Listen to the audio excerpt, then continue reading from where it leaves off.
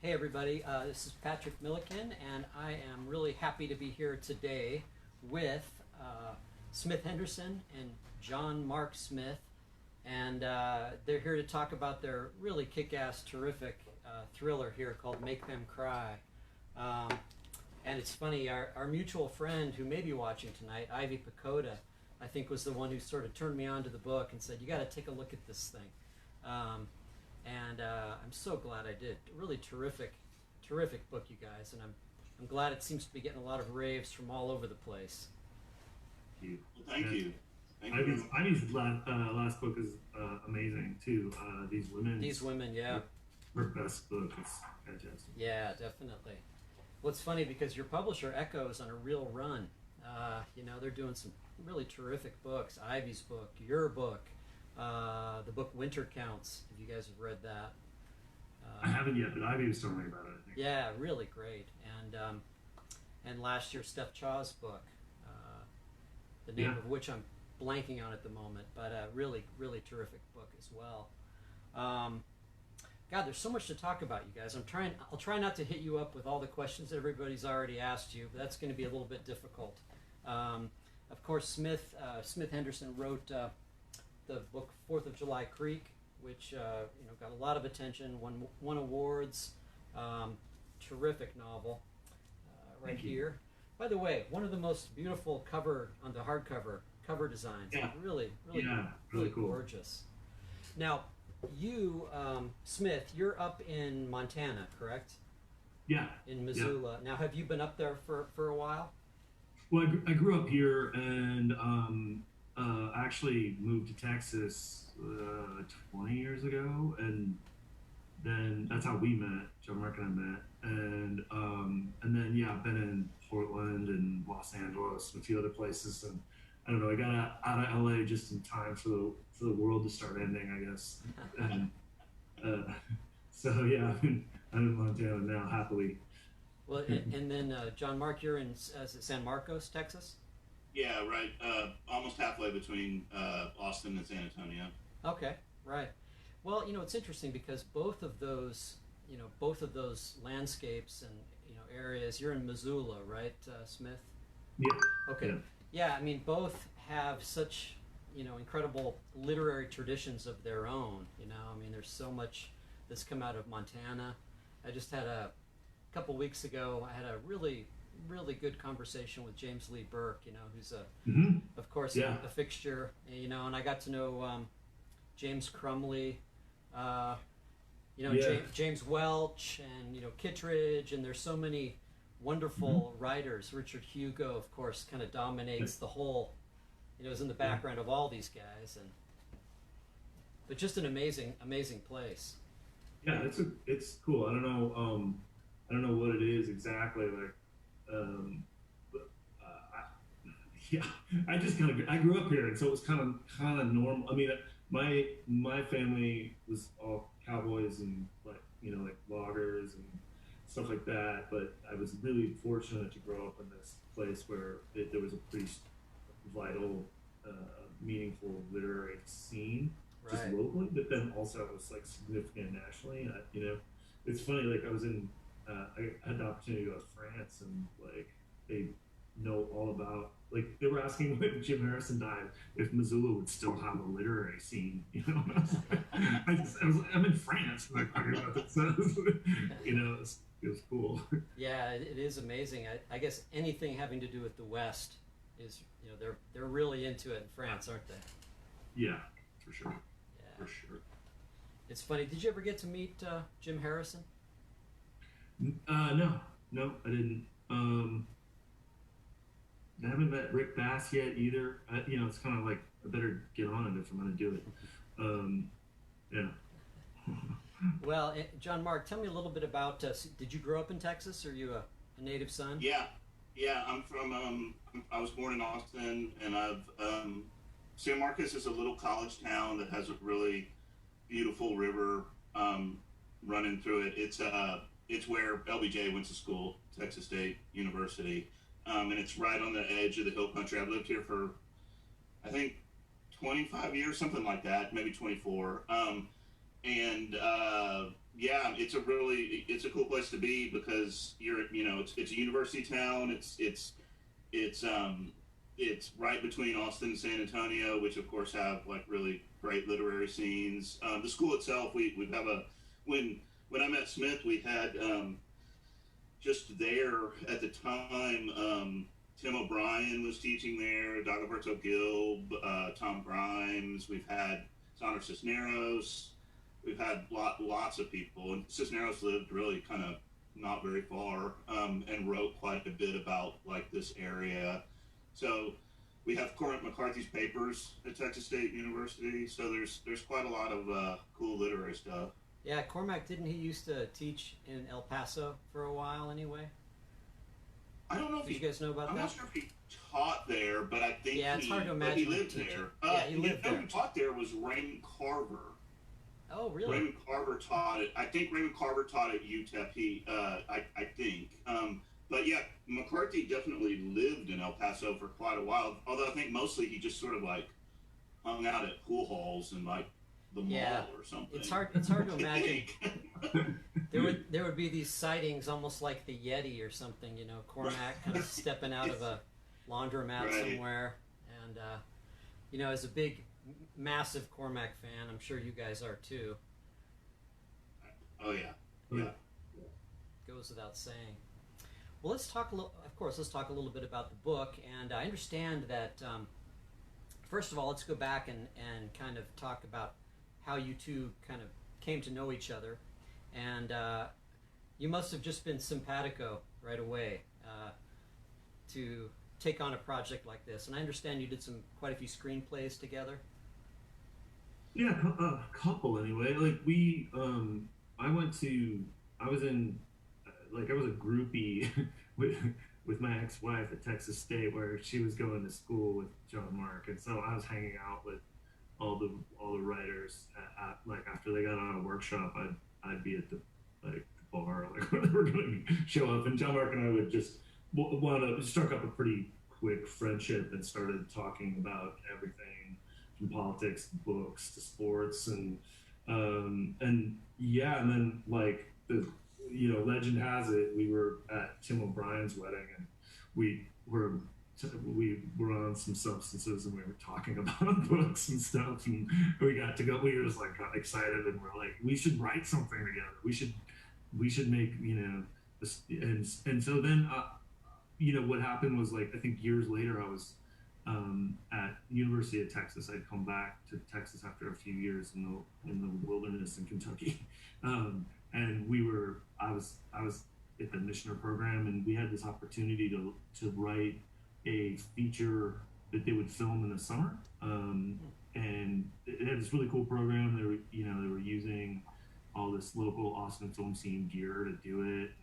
Grad students were directing scenes, and so we were writing a screenplay in this kind of workshop environment towards the idea that if we did a good enough job, we would get to write a movie. And it happened to be based on a draft of a novel that Jon Marc had written that I really loved, and so it's always kind of been like this thing where we could collaborate on some, we could make something out of something, I think.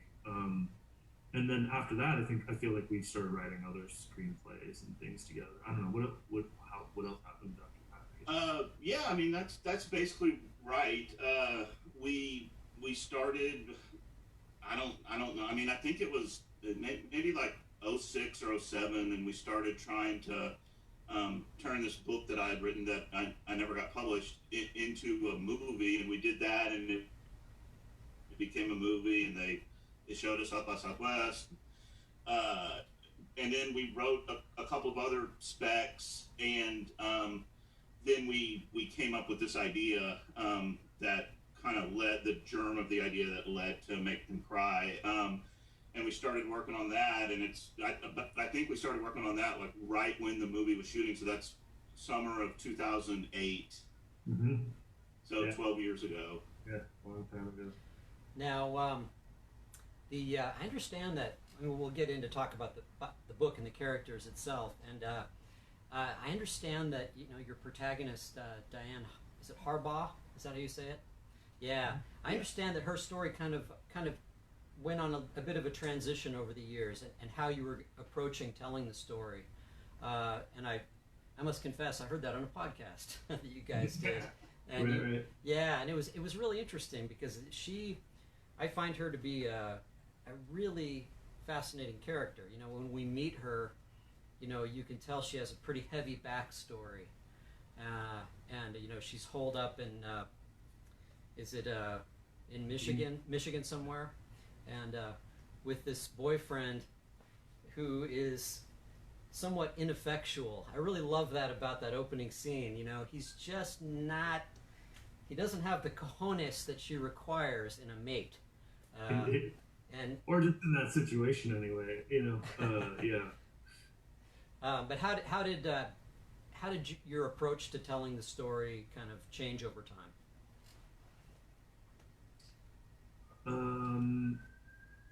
Well, I mean, we said a couple of things about this, like around like how, you know, moving from genre really changed things. But I kind of sometimes wonder if like it was just the case that we were going to be drawn to the most interesting thing about what we were working on, and you always think it's something, but it's probably something else. You know, you think like, oh, our big idea is the most interesting thing, or it's this world that we want to build, or something. And truly, like, I think as we started to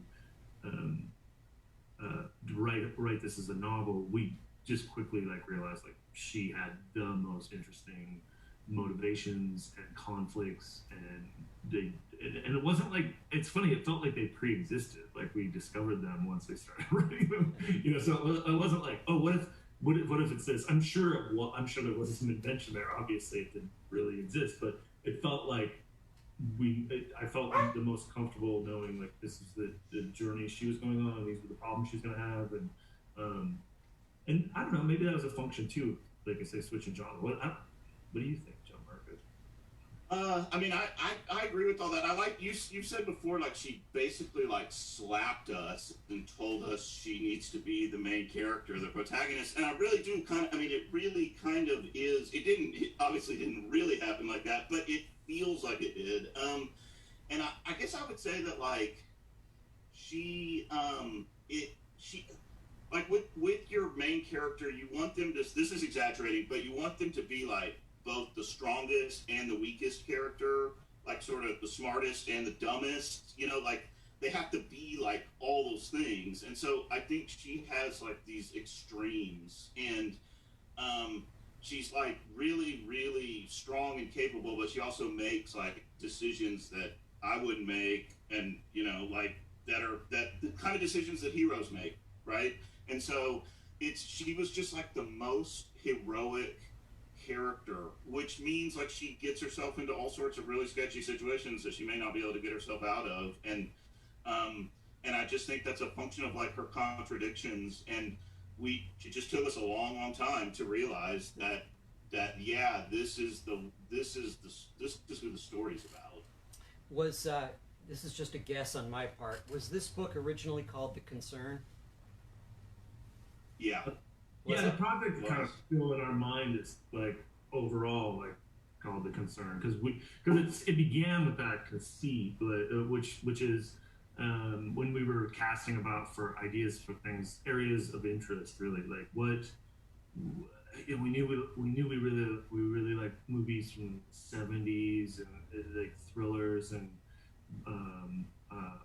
we loved we wanted to kind of write something that maybe our teenage versions of ourselves would really like to see on the screen, but we might not totally get it, but since we're adults we could do the adult version of it, you know. And you know, and so yeah, it's sort of, I think it developed out of that impulse. Now, keeping up some questions. I mean, your protagonist is a DEA agent who goes down to Mexico. I'm horrible about giving away spoilers, so I don't want to do that tonight. But can you kind of give just the basic setup of the story, and then we'll get into it in a little bit more depth. Jon Marc, You want to do it? No, Smith wants to do it. Okay. I feel like I usually do it. you're terrified of having a kid. He's not. He would do a fine job, but I'll just yeah, Diane's at the beginning of the novel is this DEA agent who's moved. Actually, she was a prosecutor before. She's really trying to find a like a meaning to her impulses, like her job, and so she's trying to catch bad guys, and she doesn't quite realize it, but I think she's ultimately kind of skeptical of the actual practice of the drug war and just kind of the drug war generally, and yet here she is, like, this is her job, right? So she's breaking rules all the time. She's getting herself deeper into trouble at work, and such that things have built to a head when a kind of shocking event happens in the first chapter, and she's lost the confidence of her colleagues, most of them, and definitely her boss. And when she gets the the sort of she gets a call from some guy who she knew from back in the day, who's like significant member high up in the cartels, and seems like he wants to flip, and it could be a significant asset or get for her. For the DEA, but for her personally, and so it's just like, all right, well, I'm gonna go down there, which is a very big no-no. Right. We did a lot of research into the kind of protocols around this scenario like this, and you would definitely have to call the State Department, and you would have to work through a lot of different agencies to do something like this, and she just jumps on a plane and goes, and puts herself in a really untenable situation, and that's kind of, I think, once we realized that was interesting, and that was going to be lead to a lot of more impossible situations for her, we felt pretty confident that this was the book. So yeah. And yeah, we figured out that basically we could get the DEA, the CIA, and a cartel all after her, which we figured that's got to be that's the right solution. That's the right character. Yeah, well, it's funny because it's it really does have the the pacing and the plot of a thriller, but there's at least the way I read the book, there's some deeper political ramifications going on underneath the surface of this book, which perhaps will let the reader kind of interpret just what those are.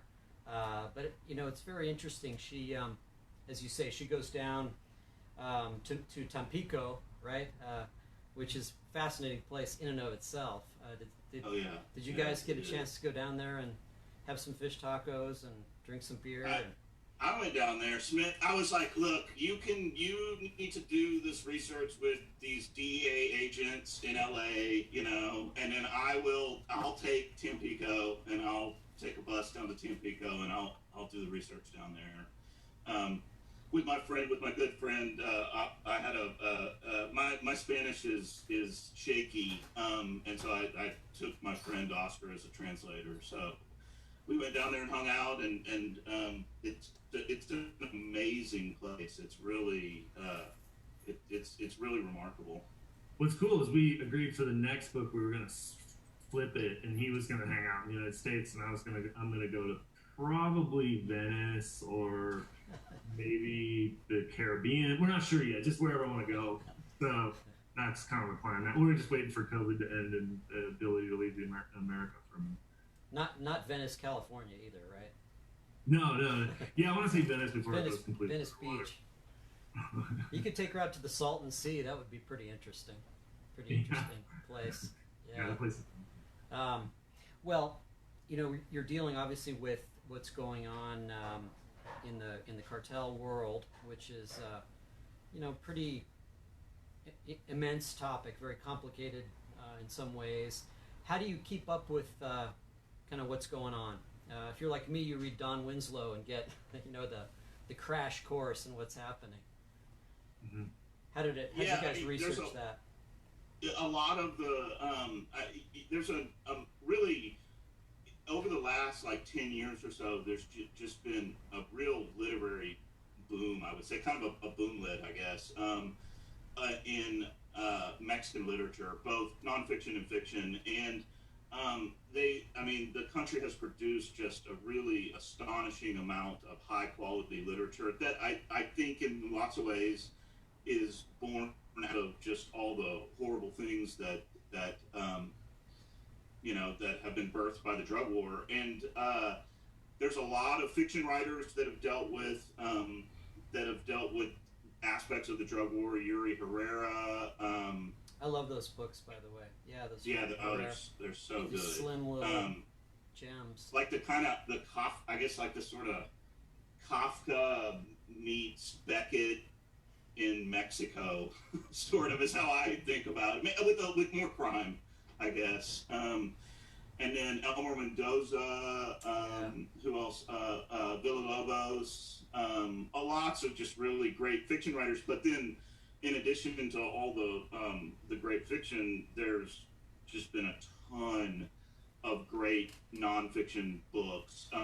Some of them that were originally in Spanish, and then some of them in English. And lots of journalists that risked way more than that have risked their lives, that have died, that have gotten into really sketchy situations, that are in hiding, that are in witness protection, et cetera, et cetera. So like people that have really done some remarkable work, and a lot of like academic work as well has been done in terms of like the way that cartels work and the economics. So we read a lot of books, but also what's called the bloody press or the red press, where you can get the sort of facts of the day of who got killed where and who's fighting who, and what terrible thing happened. And there's quite the press in Mexico are really like just world class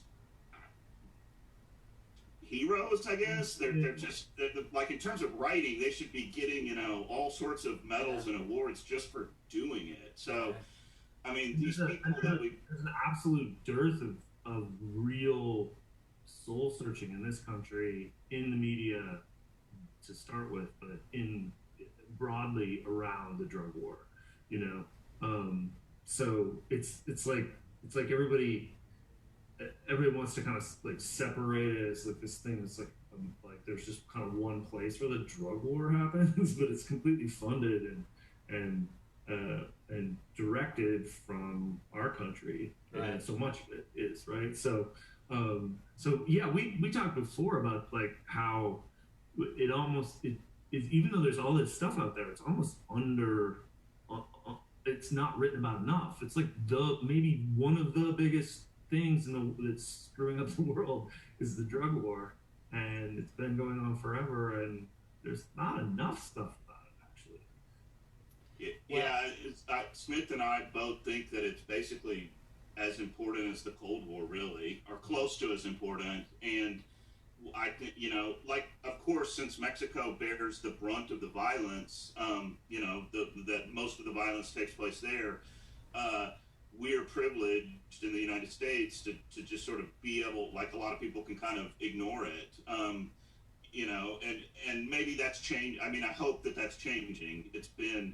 We're talking, 30 or 40 or even 50 years, depending on how you measure, of the drug war going on. And it seems like maybe we reached a breaking point where like people are sort of dealing with it in their daily lives, or thinking about it and voting on it. And, that people who have had the privilege to not deal with it are finally thinking about it and reconsidering it. Or at least that's what I hope. Well, it's funny. One of the things I like that Winslow, always says is, people call it the Mexican drug problem, but it's the American drug problem.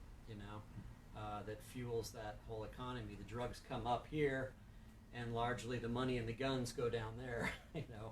It's that flow. Right. Yeah, and then in the last, what I guess you'd say maybe 30 years of this current sort of cartel era, where you have this almost operatic violence, displays of violence, almost as performance art, by these cartels.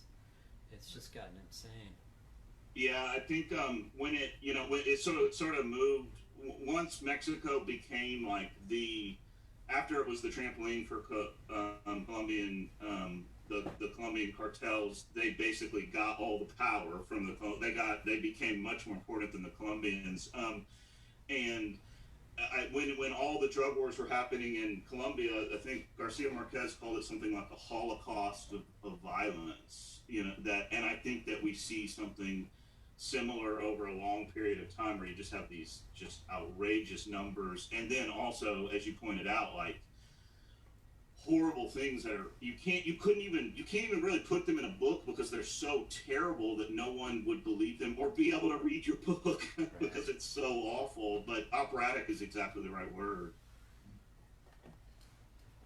Yeah. So your character, Diane, one of the things I really like is that it's been a while since I read it, but didn't the cartel guy who's currently in hiding, didn't he get a business card or a calling card that she left, several years before, and memorized the number, and he calls on her, and as you say, there's quite a bit of ego wrapped up in Diane to make this, at least the way I read it, to make this move going down by herself, just very dangerous.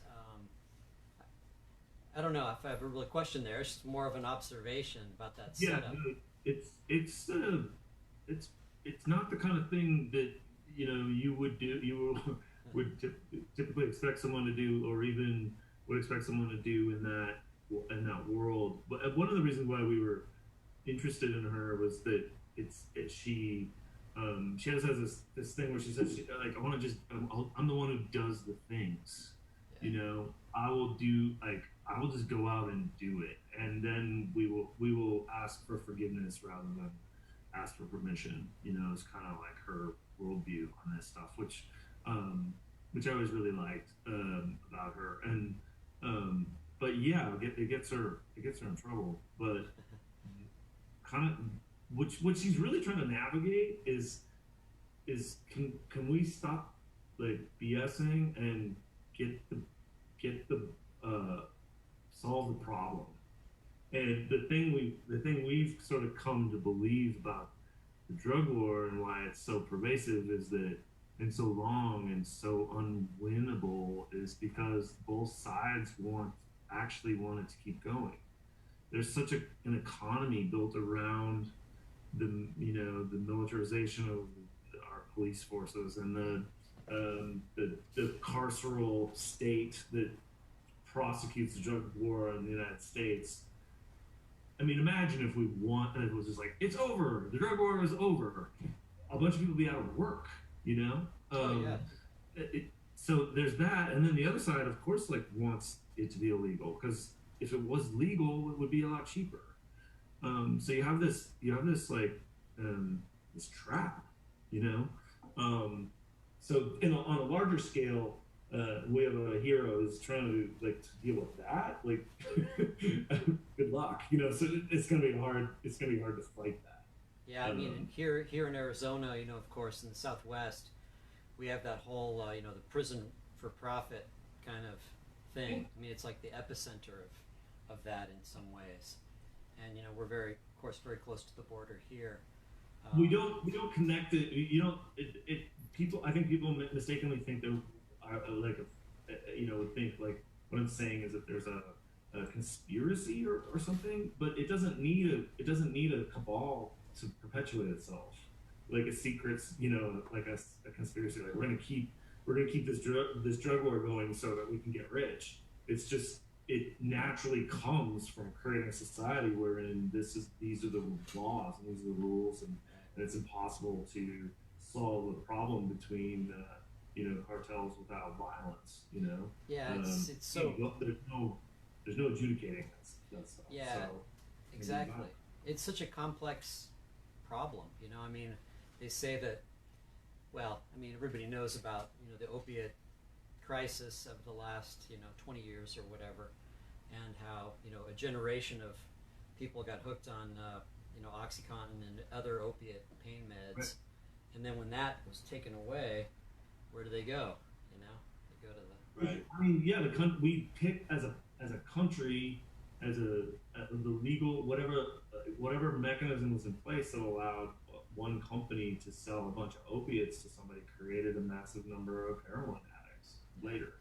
You know, that's profitable across the board, and once it gets to an epidemic level, people go like, "Oh no," and like, we better not do that anymore. But then the consequences, you have millions of people who are addicted to narcotics. Yeah. So we have like a cultural mental health problem, a spiritual problem, whatever, however you want to talk about it. There are all sorts of ways that maybe they're a little too mundane, and it's just a little too fun to be like in the drug war and just chasing down the bad guys. Right. Yeah. So, just as the basic kind of plot device, your kind of mid to upper level cartel guy is in hiding, and he's in hiding because, and I won't say exactly what he knows, but he was, if I'm not mistaken, the sole surviving witness of a particular cartel project. Mm-hmm. And they have gone through, and I've heard of this happening, they have gone through and made a clean sweep of anybody associated with the building of this project. Mm-hmm. They've killed everybody. I mean, that's how they do it. And and he knows that he's the last guy that has this information, and so he's fleeing for his life in a lot of ways, and then when Diane gets down there, she finds a lot else going on down there. Can you? Right. And then we get into the whole Ian Carver. There's a particular group of men down there. I don't know how much we can really get into talking Right. about them. How much do you feel comfortable divulging about sort of all the actors in play down in Mexico, and then we get into kind of the broader implications of the story. I mean, I just say, like, if you're really worried about what we might accidentally say, maybe stop listening. And then go, Jon Marc. I mean, I think that's fine. Yeah, I mean, it's one of the major sort of. It's not really a secret. The Ian Carver is this CIA operative who is basically like running. He has operations going on with the cartel, like kind of a side hustle, basically. And he and Diane are kind of like for a while fighting over this cartel dude, Gustavo, but Gustavo has somebody else after him, which is Tomas, a sicario that works for the cartel that he's running away from. So we have all these kind of like really, tough, difficult dudes and Diane, and they're all kind of fighting over this one guy, and that's really where the drama comes out of. Yeah, I think that my favorite thing that this may have taken us a while to zero in on, was the idea that like the MacGuffin, or the thing that you're after, is the thing that's in somebody's head, which we've seen before. I'm trying to think of an example. I'm not sure right off the top of my head, but there's always like, someone's got a secret and you gotta get them to the place where they can be safe, where you can crack open their head and get the secret at some point. It was kind of interesting to us, as on a plot level. Well, I'm excited to hear you say that you're gonna do another one. I mean, that's really, or maybe writing it now, I'm assuming. Yeah, we're trying to get it going. Yeah. That's so cool. Can we talk a little bit about just about your influences? Where you're coming from. It's an interesting combination of, I detected there's a lot of noir in there in the background. And obviously a lot of literary fiction from both of you, I'm assuming. Tell me a bit about your own influences. Jon Marc, you want to start us off? Yeah, sure.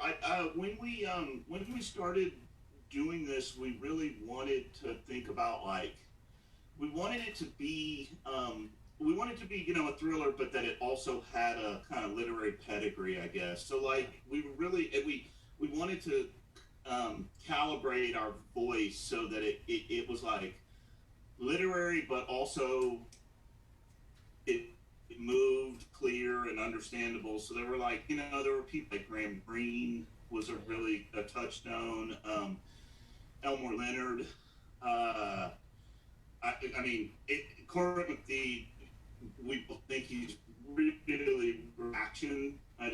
We love McCarthy's action. And so, like, it's not so much that we like got anything specific from those people, but it was more like that we wanted it to have a feel of a kind of, a classy thriller that could be both a page turner and something that is interesting to people that are interested in literature. Yeah, I think my the stuff that my natural inclination and stuff, my favorite stuff to read and sort of gets the juices going for me is kind of different than the stuff that went into this book. I like Southern Gothic literature. I like Nick Cave songs. I like not necessarily the most accessible stuff always, I love Nick Cave. Yeah. I mean, I'm the kind of person who, if I'm listening to something, I'm kind of automatically embarrassed because I really love it if it's loud. And I didn't want this to be loud. I wanted something to be like my natural, loud or Baroque or Gothic thing. So I had to kind of think in a disciplined way about what am I bringing to this personally? And it wound up becoming a real intense, I think my role in a lot of this was like cutting and excising and getting it as fast as possible. And so the McCarthy comparison's good, like in terms of like more later stuff, like No Country or something like that, there's an interesting comparison somebody made recently to Dog Soldiers, which I thought was like flattering and also really Robert Stone. When we were so this became what I want to say is that this wasn't like an artistic thing where you're trying to look at works that you love and express, and find your own expression through it.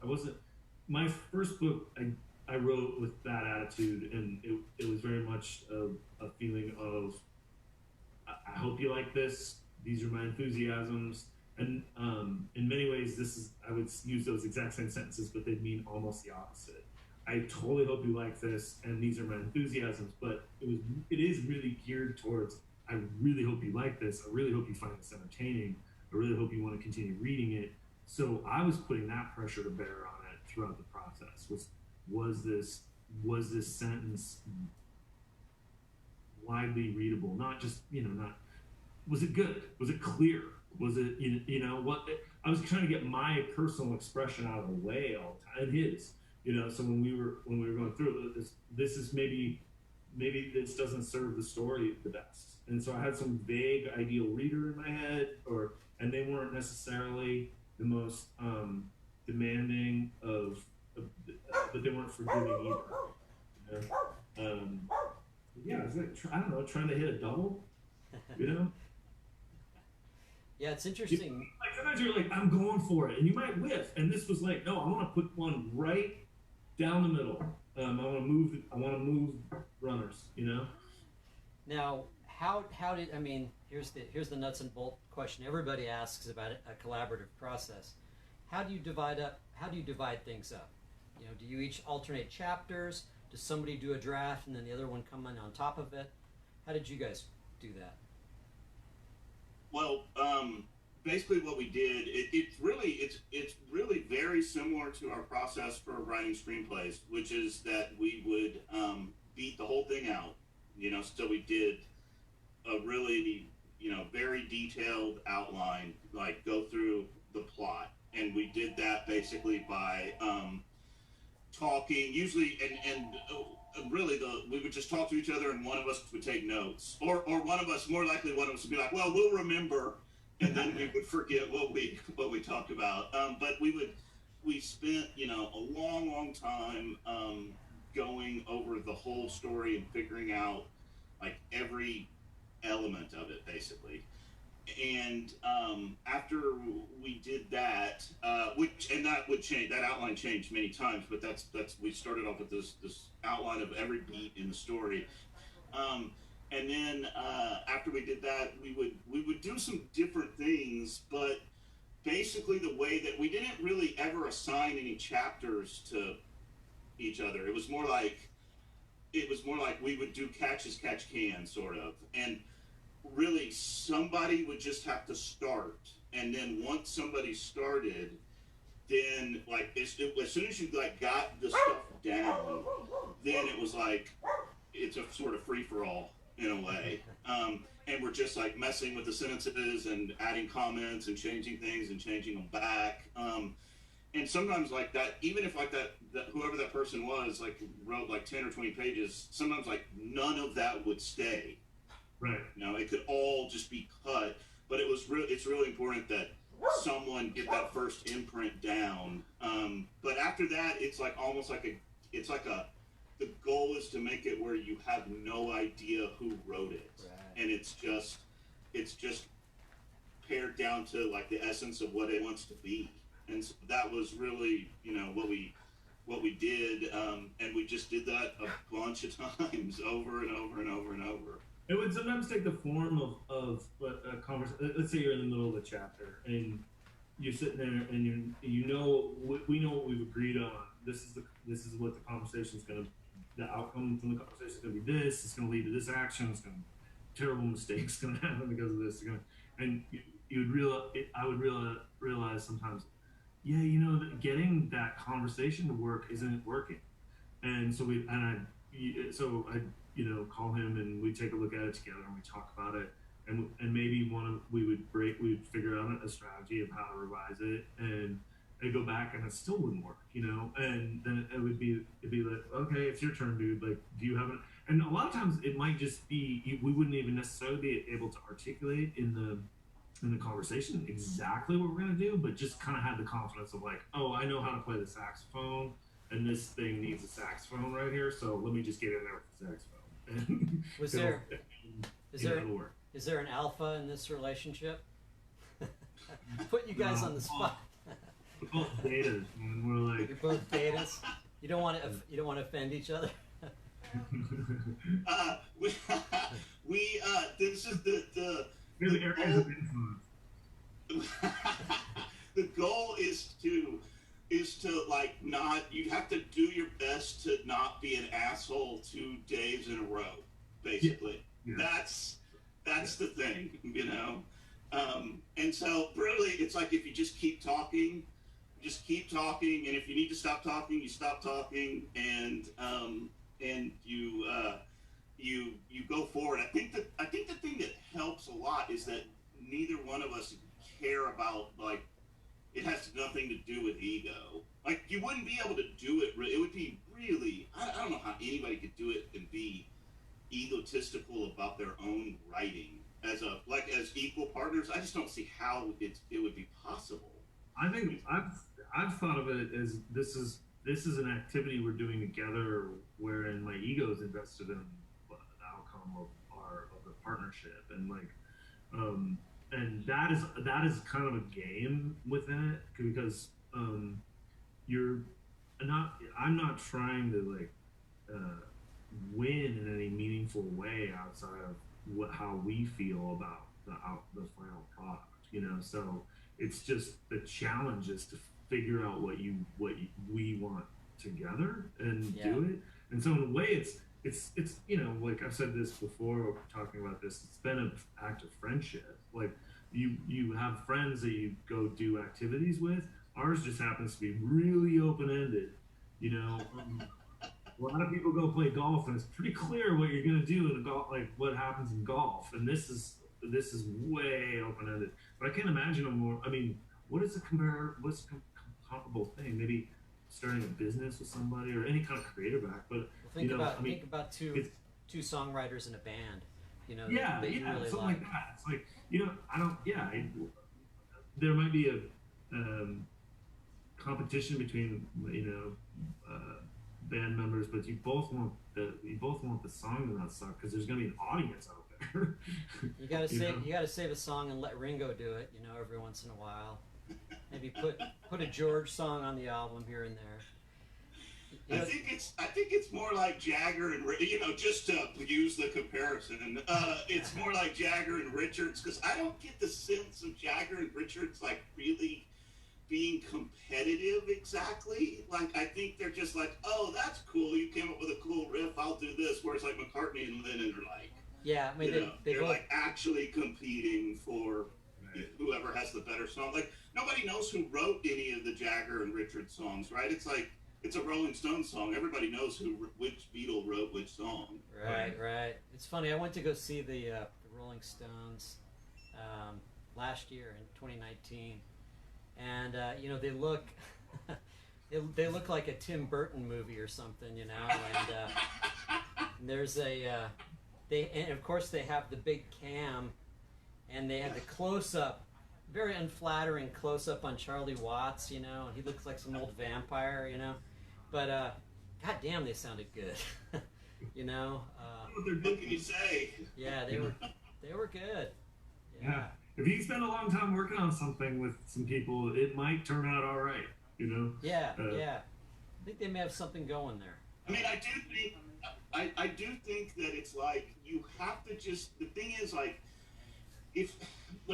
if someone is being sort of, I think where people get into trouble when they're collaborating with others and they get into arguments, it often is because they're really concerned with their own POV and arguing that they're right, and it's sort of like once you realize the only thing that really matters is the actual project, like your own like rightness or wrongness about anything is irrelevant. Like it's not, you're gonna forget and it won't matter.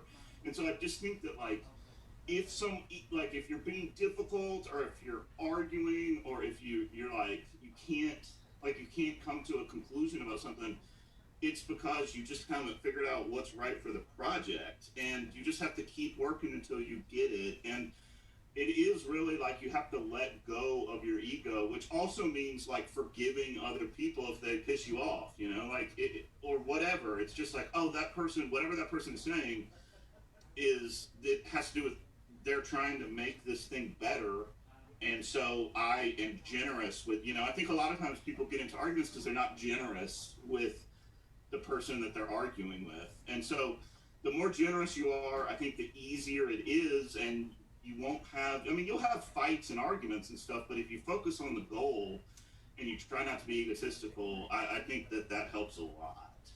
Now, how is it working with an editor, like the publisher's editor? Was that a pretty easy process?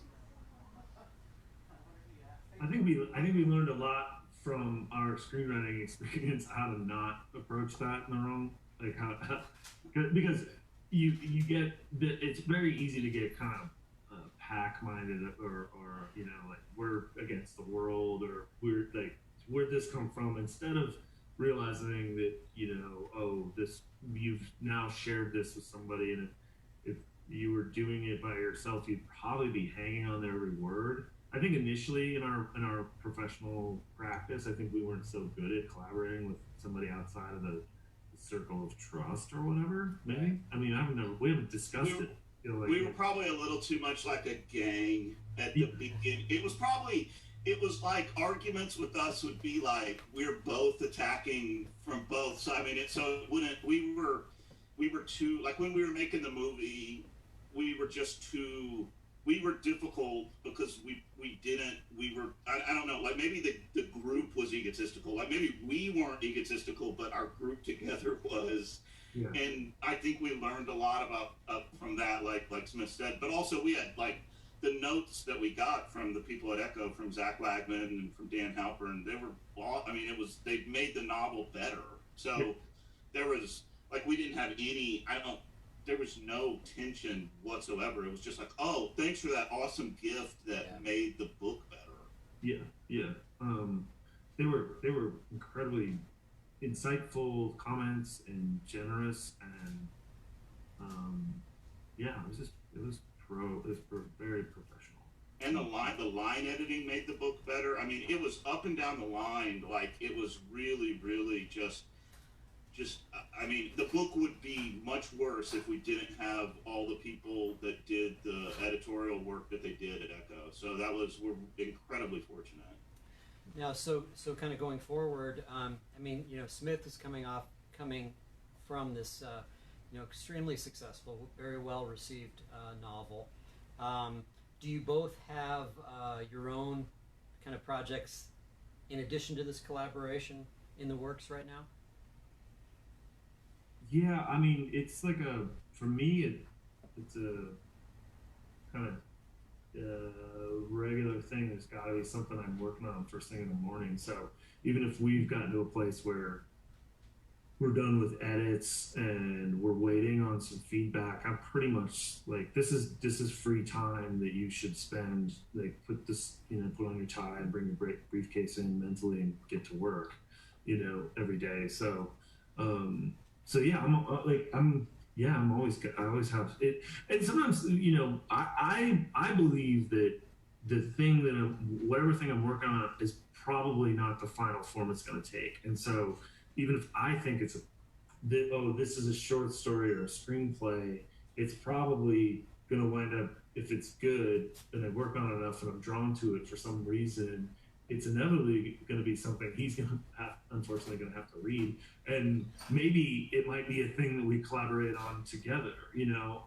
So I just feel like I try and approach every day like whatever I'm working on. I don't know if it's I'm fundamentally mistaken about it. It's probably not what I think it is right now. So I don't think about like, oh, this is my project, this is our project, entirely clear terms. I may be working by myself on something, but I might bring it to him and be like, hey, I got a TV show idea. This is ridiculous. Maybe we should write a pilot, or or maybe this is a completely different series of books or something. I mean, I'm just kind of like, life is short, so just keep going. Do it every day, basically. We've done some ridiculous things. Like we wrote a movie for Dodge, the Dodge Corporation, about the Dodge brothers. So like that was a crazy thing that never got made, but we got paid. Yeah, I have a novel that I'm basically finished with that I'm gonna go out with sometime. And some various other things, but like everything that Smith said, it's like there's always, who knows what tomorrow's going to bring and what we're going to what screenplay idea or what novel idea or whatever that we're going to work on together. But yeah, we both do solo stuff, and then also do this too. Right. Now I understand one of you, forgive me, I can't remember which one of you worked on The Sun, the TV. Oh yeah, Smith. Was that? I did. That Smith? Yeah, I was in the it was such an interesting process because it was they were doing AMC had a slot, like a number of they had a number of infinite slots. We'll put on as many good shows as we can make, but you guys go off and work on these shows and come back to us with scripts. It was very unusual. Usually, at least at the time, I mean, there's like they buy a pilot. Traditionally, they shoot it, they see what it looks like, and some, even back in the day, they'd air it and see if people liked it, and then continue making it. This was completely the opposite. It was like figure out the whole series, write a bunch, like as much of the first season as possible. And so I was in the room on the early part of cracking the show and kind of writing, like, and it was fun. It was like the writers' rooms are really really cool places because it's a version of this, but it's many people, and they're all trying to figure out what will be the best thing for the overall thing, while also trying to figure out what the overall thing is, So there's a reason why not everything's great that gets made. It's hard. It's really hard. So yeah, it's an interesting process. It was I had wonderful exposure there.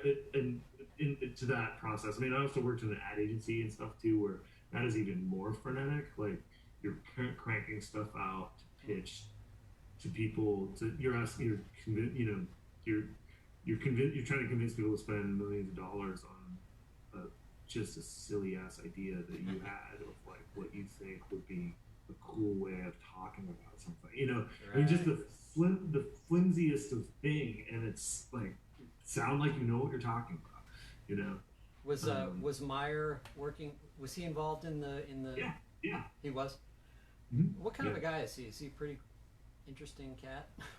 Yeah. He looks like he would be. Yeah. He's a really. I mean, with his son, I think he had done so much research and just a deep amount of diving into like all the specifics of that world, and I identify a lot with that kind of stuff, and it's tough when when you have to crank something out pretty quickly to be able to like do right by that instinct, which is to know like the world that you're writing in really intimately. It's scary because you're never going to know enough, about what the world that you're presenting. I think Dennis Johnson told us this when I was lucky enough to see him talk. He visited a workshop I was in Texas, and he was like, "Man, this stuff is just a story, a book. You just push on a little bit, and it'll break. If you come at it as a reader or a critic or an author, it won't hold up to your scrutiny. There always won't be enough, compared to life or